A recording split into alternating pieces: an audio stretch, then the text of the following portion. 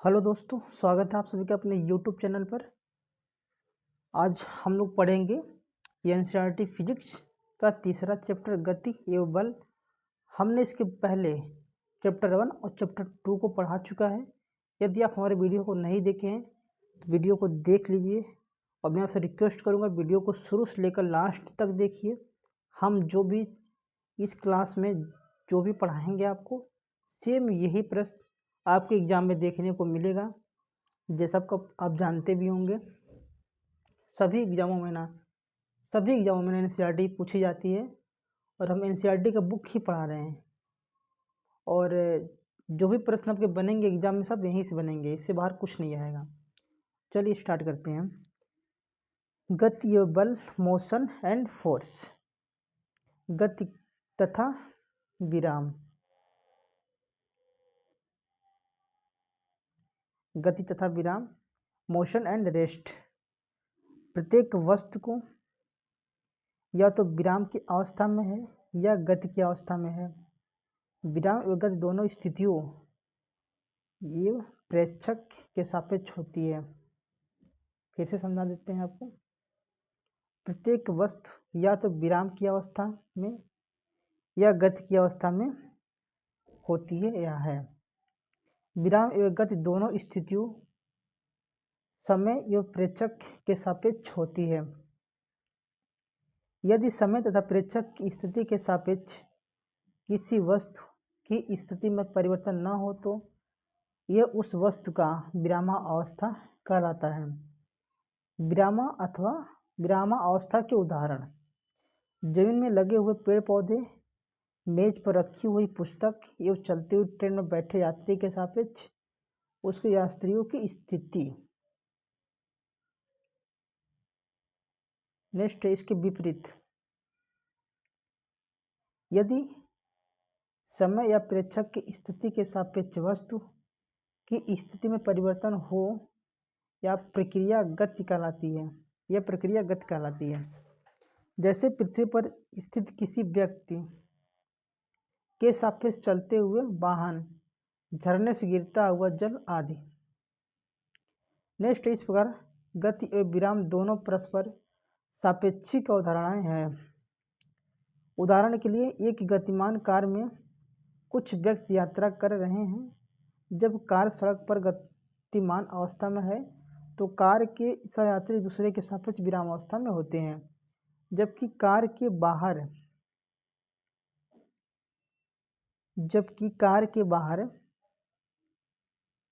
सहयात्री दूसरे के सापेक्ष विराम अवस्था में होते हैं। जबकि कार के बाहर की वस्तुएं, अन्य वाहन, पेड़ पौधे, भवन आदि कार में बैठे यात्रियों को गतिशील प्रतीत होती है। फिर देख लेते हैं गति के प्रकार। गति के प्रकार: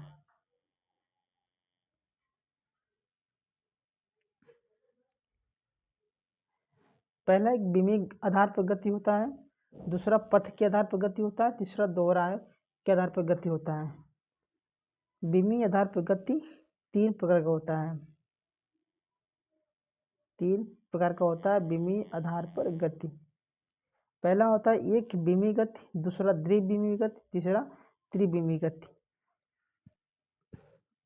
पथ के आधार पर गति एक स्थानांतरण गति होती है, एक घूर्णन गति होती है, एक दोलन अथवा कंपन गति होता है, एक प्रक्षेप्य गति होता है। दोहराव के आधार पर गति एक आवर्त गति होता है और एक सरल आवर्त गति होती है। अब सभी के बारे में बारी बारी से पढ़ेंगे विस्तार से ना। विमीय आधार पर गतियों के प्रकार: विभिन्न गतिशील निकायों द्वारा की जाने वाली गति को उनके गमन पथ में निहित विमाओं में परिवर्तन के आधार पर निम्नलिखित तीन वर्गों में विभाजित किया जा सकता है। पहला एक विमीय गति: यदि कोई पिंड किसी भी दिशा में एक सरल रेखा में गति करता है तो उसे एक विमीय गति कहा जाता है। इसमें वस्तुओं की केवल एक ही विमा परिवर्तनशील होती है, जैसे लंबाई, चौड़ाई या ऊंचाई। एक विमीय गति के दौरान पिंड की स्थिति को दर्शाने के लिए केवल एक स्थिति निर्देश की आवश्यकता होती है। उदाहरण, सीधी सड़क पर गतिमान वाहन एवं निश्चित ऊंचाई से गिरती हुई वस्तु की गति, सीधी नली में डाली गई गेंद की गति आदि। दूसरा है द्विविमी गति। द्विविमी गति जब कोई पिंड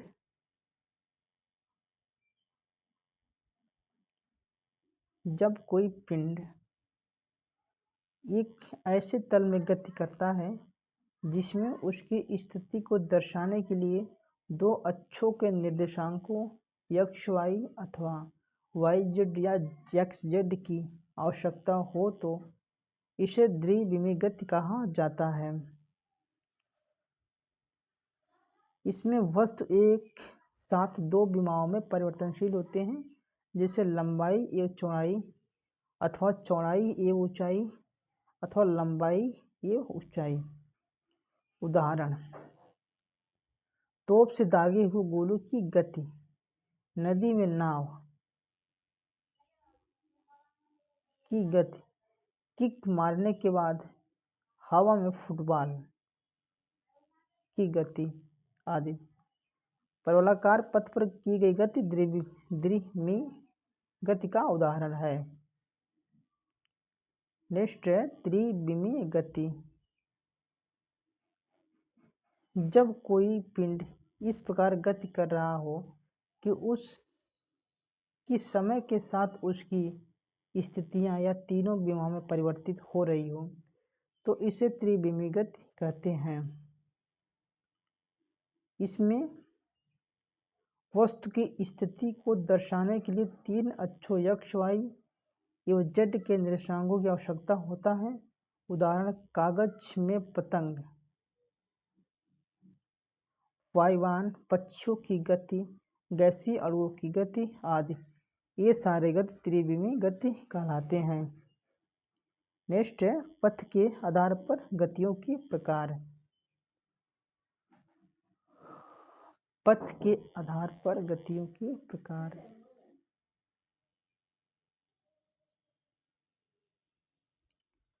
नेक्स्ट है पथ के आधार पर गतियों के प्रकार।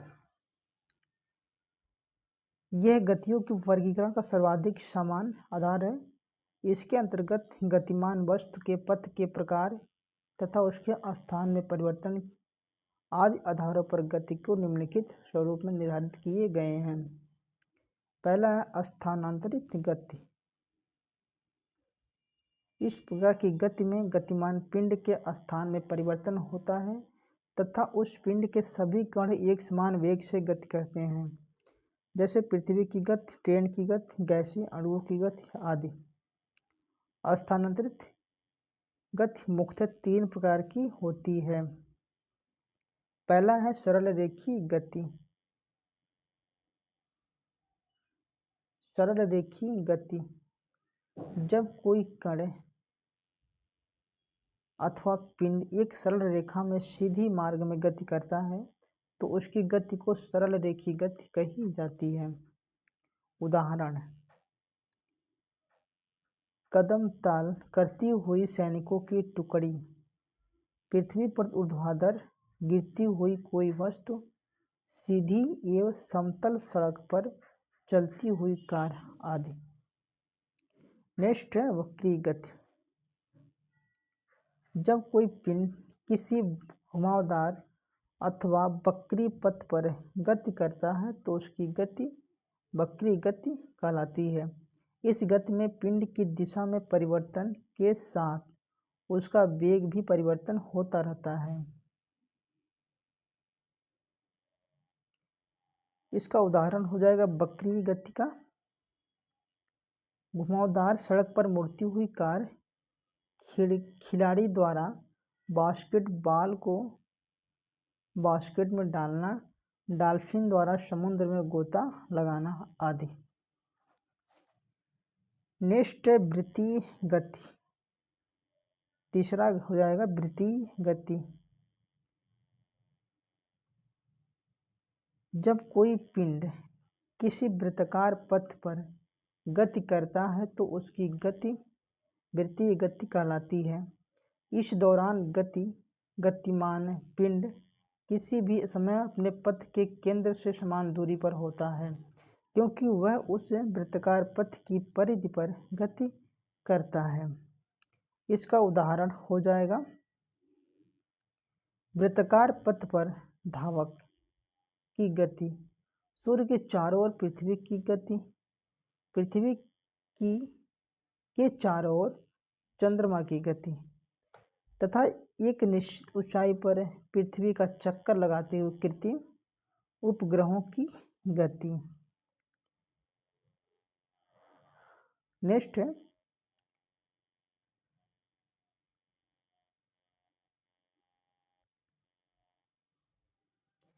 है एक समान वृत्तीय गति तथा असमान वृत्तीय गति, uniform and non uniform circular motion.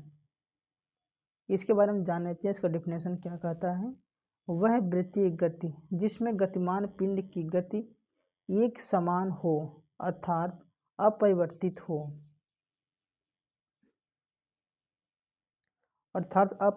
हो, तो उसे एक समान वृत्तीय गति कहते हैं या कहा जाता है। इसके विपरीत यदि वृत्तीय गति के दौरान पिंड की गति में परिवर्तन हो रहे हो तो यह गति असमान वृत्तीय गति कहलाती है।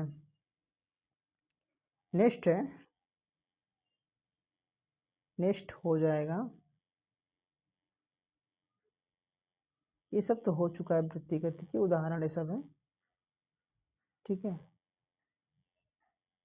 अनियमित गति, ये देख लेते हैं। अनियमित गति जो रैंडम मोशन होता है, इसको देख लेते हैं।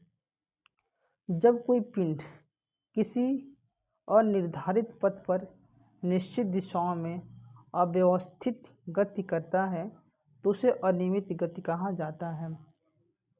अनियमित गति को जिग जैग गति या ब्राउनी गति भी कहा जाता है।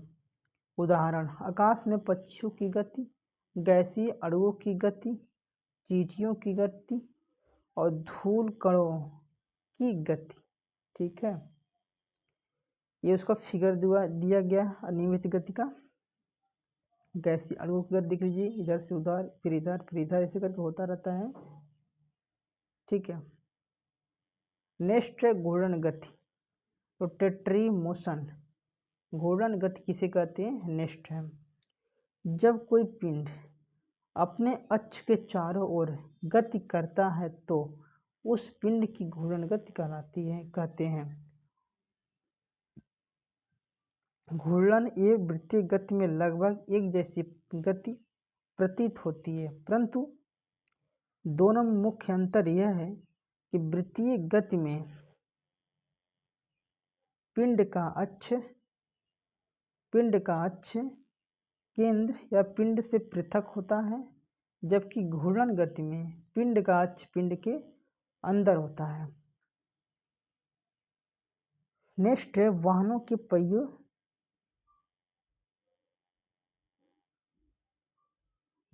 पहियों तथा स्टीयरिंग व्हील की गति, घूर्णन, पृथ्वी का घूर्णन और हेलीकॉप्टर के ऊपर लगे पंखे की गति, लट्टू की गति आदि घूर्णन गति का प्रमुख उदाहरण है।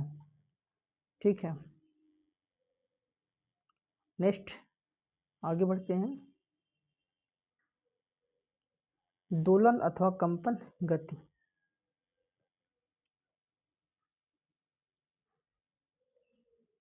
जब कोई पिंड अपनी माध्य स्थिति के आगे पीछे अथवा ऊपर नीचे की गति करता है तो उस पिंड की दोलन अथवा कंपन की गति कहा जाता है। उदाहरण, घड़ी के पेंडुलम की गति, एक सिरे पर स्थित तथा दूसरे सिरे पर खींचकर छोड़े गए स्प्रिंग की गति, सितार बजाते समय उसके द्वारा की गई गति और झूले की गति, ये सब इसके उदाहरण हैं। नेक्स्ट है प्रक्षेप गति। प्रोजेक्टाइल मोशन, पृथ्वी से आकाश की ओर प्रक्षेपित की गई या फेंकी गई ऐसी वस्तु जिस पर प्रमुख रूप से गुरुत्वीय बल ही कार्यरत हो प्रक्षेप कहलाते हैं। यद्यपि प्रक्षेप पर अन्य बल भी कार्यरत हो सके, परंतु गुरुत्वीय की तुलना में उसका प्रभाव नगण्य होता है। दूसरा होता है प्रक्षेप गति। जब किसी पिंड को आकाश में तिर्यक रूप से अर्थात पृथ्वी की सतह के समीप फेंका जाता है तो यह पिंड पृथ्वी के गुरुत्व के प्रभाव में एक वक्रीय पथ में गति करता है। इसको प्रक्षेप अथवा अनुसरण किया गया पथ प्रक्षेप वक्र तथा उसकी गति प्रक्षेप गति कहलाती है। नेक्स्ट है प्रक्षेप गति में। प्रक्षेप गति में प्रक्षेप द्वारा एक साथ तथा स्वतंत्र रूप से दो सरल रेखीय गतियाँ की जाती है। एक तो होता है एक्स अक्ष पर गति, दूसरा होता है वाई अक्ष पर गति। प्रक्षेप एक्स अक्ष पर एक समान वेग से क्षैतिज करते हुए आगे की ओर बढ़ता है और वाई अक्ष पर प्रक्षेप वाई अक्ष पर एक समान त्वरण से ऊर्ध्वाधर गति करते हुए नीचे की ओर आता है। ठीक है, नेक्स्ट है ये सब इसका एग्जाम्पल दिया हुआ है। किसी वस्तु को ऐसे फेंका जा रहा है तो ठीक है।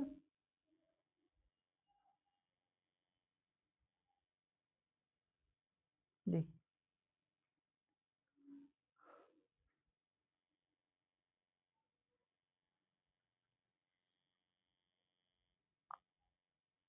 नेक्स्ट आगे बढ़ते हैं।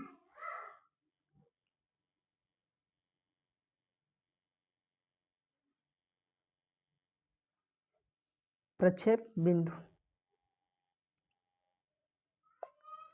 वह बिंदु जहाँ से प्रक्षेप फेंकी हुई वस्तु की गति प्रारंभ होती है उसका प्रक्षेप बिंदु कहलाता है। संलग्न रेख में वो दर्शाया गया है। यहाँ दिखा देते हैं आपको। देखिए जहाँ से वस्तु फेंकी जाती है, जैसे यहाँ से वस्तु फेंकी जा रही है, यहाँ से ना एक सेकेंड,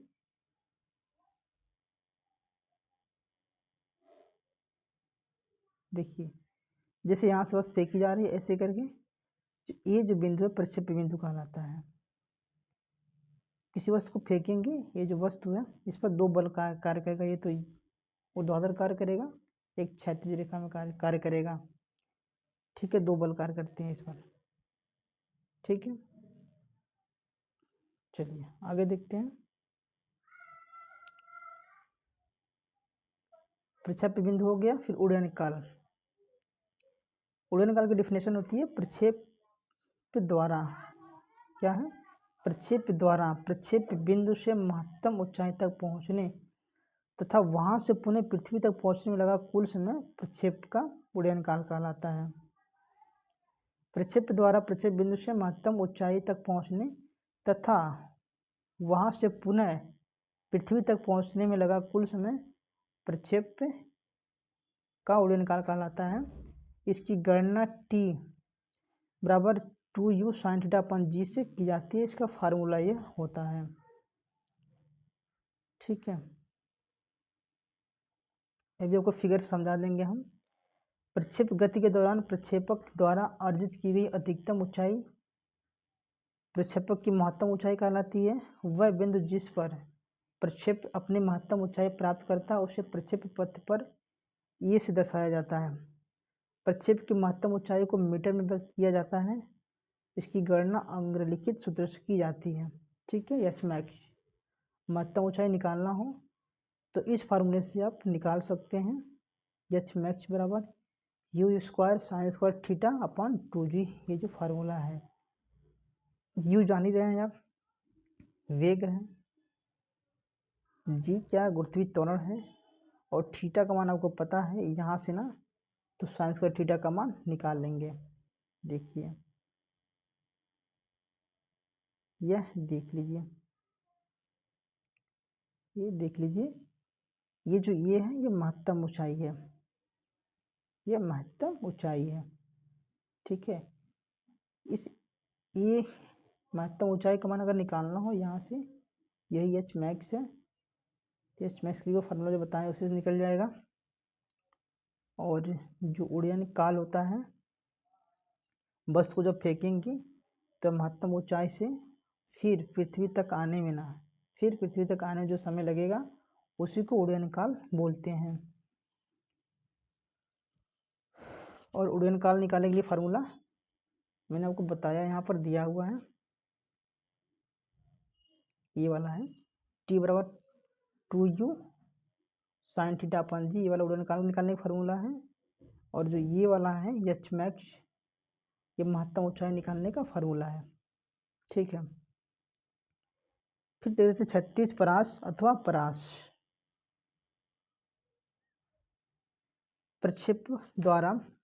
प्रक्षेप गति के दौरान अपने प्रारंभिक बिंदु से अंतिम बिंदु तक तय की गई कुल क्षैतिज दूरी को उसके क्षैतिज परास अथवा परास कहा जाता है। इसे आर से व्यक्त किया जाता है। यदि किसी पिंड को पृथ्वी के तल से 45 अंश के प्रक्षेप कोण थीटा पर फेंका जाए तो वह पिंड का अधिकतम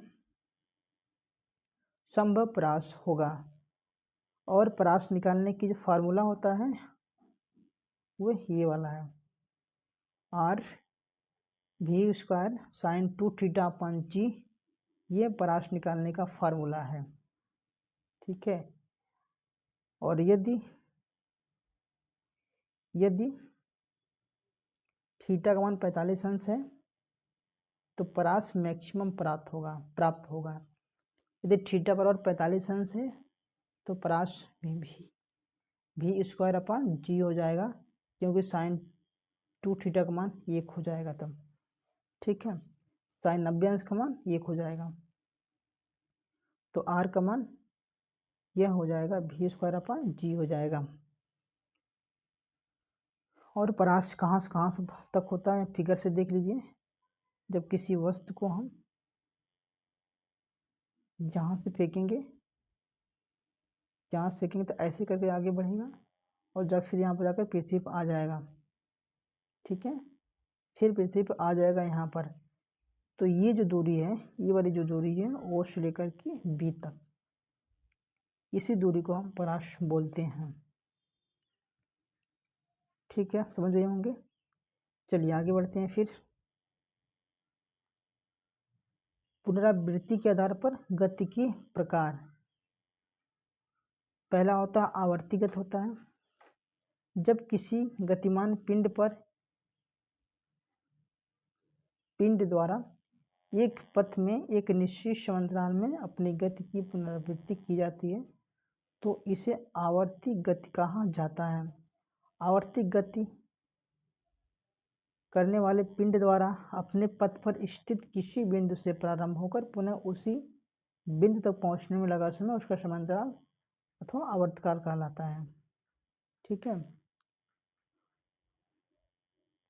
आवर्ती गति के प्रमुख उदाहरण हैं घड़ी की विभिन्न सुइयों द्वारा की जाने वाली गति आवर्ती गति के सर्वाधिक सामान्य उदाहरण है। इसमें सेकंड वाली सुई 1 मिनट यानी 60 सेकंड में, मिनट वाली सुई 1 घंटे में यानी 60 मिनट में, तथा घंटे वाली सुई 12 घंटे में अपनी गति को पुनरावृत्ति करती है।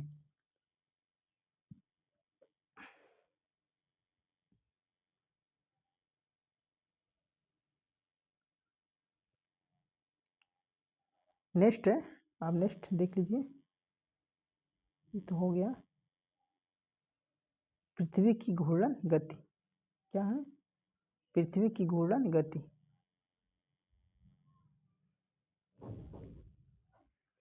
इसको हम कल पढ़ते हैं क्योंकि वीडियो बहुत लंबा हो जा रहा है। और मैं आपसे रिक्वेस्ट करूंगा वीडियो को लाइक करें, शेयर करें, और आप हमारे चैनल पर नए हैं तो चैनल को सब्सक्राइब करके बेल आइकन को प्रेस कर लीजिए ताकि जब भी हम वीडियो अपलोड करें तो नोटिफिकेशन आप तक पहुंचता रहे।